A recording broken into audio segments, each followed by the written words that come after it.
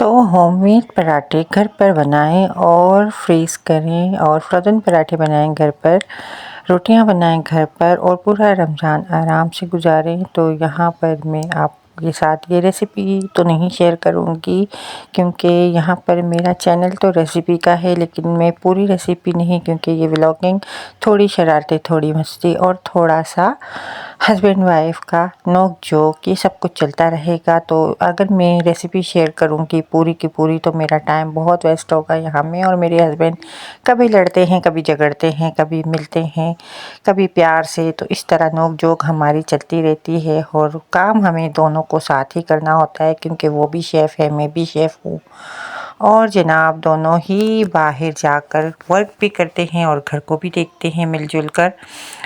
तो ये नोक-झोंक तो चलती रहती है, लेकिन ये है कि जब हम काम करते हैं तो दोनों मिलकर करते हैं, बाहर भी और दोनों मिलकर ही घर पर भी करते हैं। तो जैसे कि आप देख सकते हैं कि मैं उससे हर जगह पर रोक-टोक रही हूँ कि ऐसे नहीं, ऐसे नहीं, इतना पेड़ा नहीं, उतना पेड़ा। तो बहरहाल ये सब कुछ तो चलता रहेगा, इसी में तो मज़ा है। ये नोक-झोंक ना हो तो ज़िंदगी का क्या मज़ा है।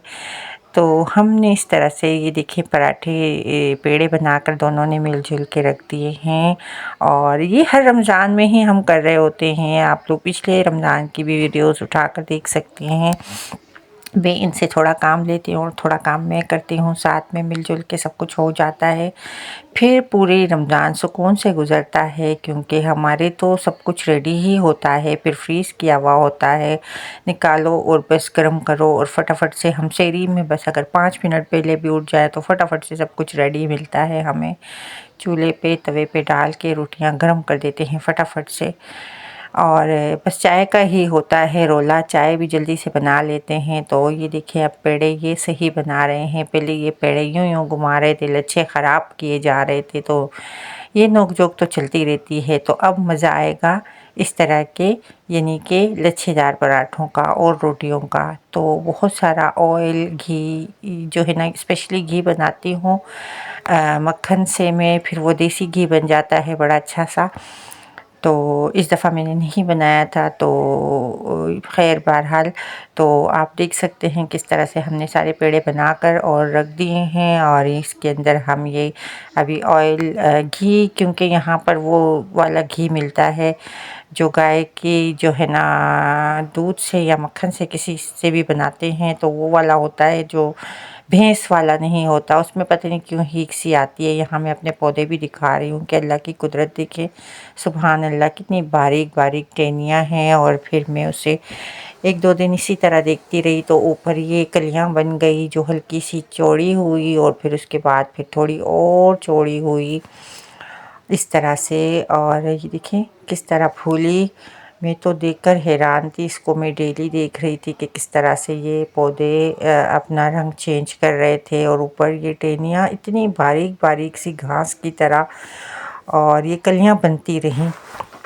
और इन कलियों को मैं देख के बार बार सुभान अल्लाह कहे जा रही थी। और करते करते देखते देखते ये इस तरह की कलियाँ बन गई, बहुत बारीक सी टहनियों के ऊपर।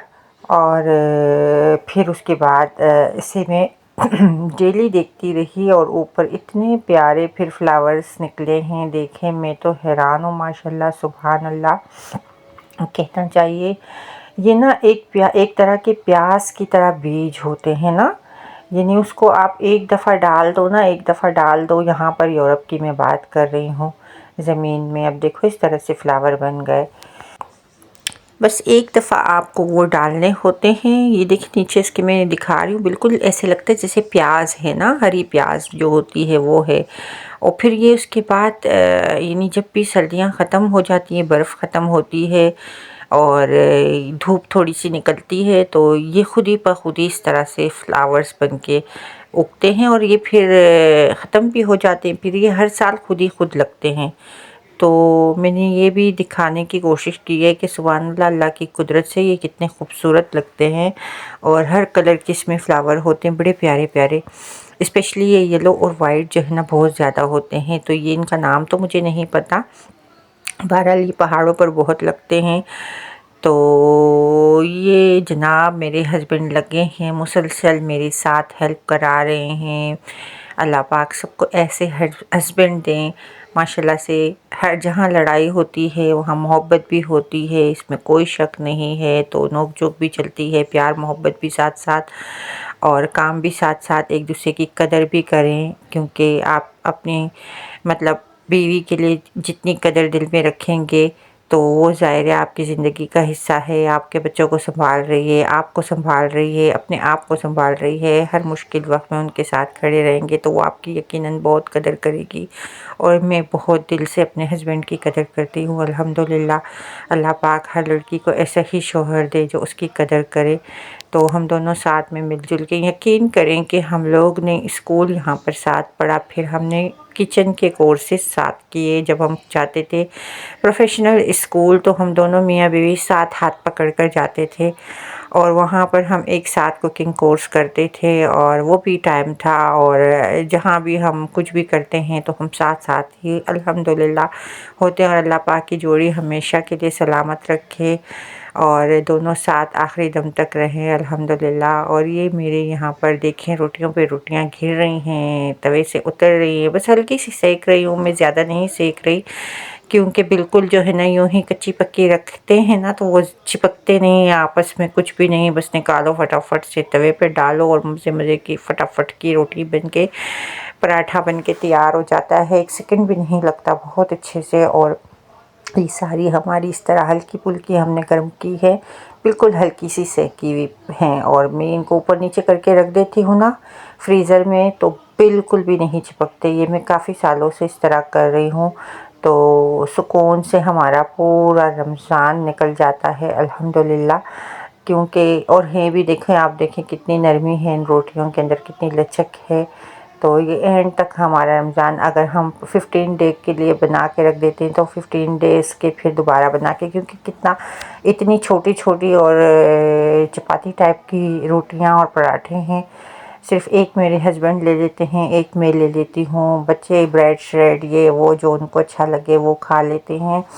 तो अगर हमें पराठा बनाना हो तो हम एक्स्ट्रा एक आध पराठा बना लेते हैं और एक आध रोटी, क्योंकि सालन वगैरह हो तो उसके साथ हम फिर रोटी कर लेते हैं। तो बच्चे जिनको खाना हो खा लें, तो हम इसी तरह ज़्यादा नहीं बनाते। तो ये हमारे माशाल्लाह से चल जाते हैं बहुत अच्छे से रमज़ान हमारा। हम बिल्कुल रमज़ान में परेशान नहीं हो रहे थे। हम एक ही दम से अपने आप को थका देते हैं, सही वाला थका देते हैं। लेकिन फिर रमज़ान कम से कम सुकून से 5 वक्त फिर नमाज के लिए मेरे हस्बैंड बाहर जा रहे होते हैं तो उनको ये मैं भी अपने घर में आराम से कुछ पढ़ना पढ़ाना, कुछ इबादत वगैरह भी कर रही होती हूँ साथ में काम। तो मुझे फिर ये भी ज़रूरत नहीं होती कि ये मेरे साथ हेल्प करें। लेकिन अल्हम्दुलिल्लाह वो मेरे साथ बहुत हेल्प, फिर भी इफ्तारी के वक्त यहाँ वहाँ हर काम में हेल्प करते हैं।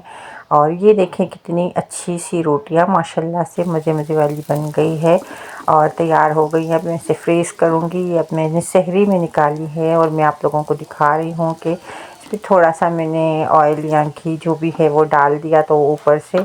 और थोड़ी सी देर में मेरा फिर तवा भी ये है कि एक ही साथ में 3-3 4-4 रोटियाँ निपटा लेती हूँ। तो लॉन्ग है तो इसके अंदर जो है ना मज़े से मेरी फटाफट से रोटियां रेडी हो जाती हैं, या पराठे रेडी करने हो तो फटाफट से रेडी हो जाते हैं, लच्छेदार मज़ेदार, और कोई मुश्किल ही नहीं होती। तो बस यही हमारी सहरी का एहतमाम होता है। या तो फिर आप लोग भी ट्राई करें। मेरे ख़्याल से पाकिस्तान और इंडिया में तो इतनी ज़रूरत नहीं होती होगी, बाहर से रेडीमेड भी ले आते हैं, लेकिन यहाँ पर ऐसा कुछ नहीं है। हम बाहर की ख़वातीन जो है ना उनके लिए बड़े मसले होते हैं कि जॉब भी कर रहे होते हैं और साथ में अंदर भी इस तरह के सारे काम इसी तरह से निपटा रहे होते हैं। तो इसलिए उनके हस्बैंड भी उनका बड़ा ख़्याल रखते हैं इस मामले में।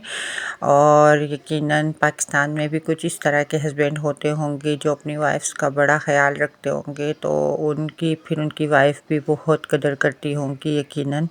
तो हमें याद रखें, चैनल को सब्सक्राइब करें, अपना बहुत सारा ख्याल रखें। मेरी तरफ से अल्लाह हाफ़िज़।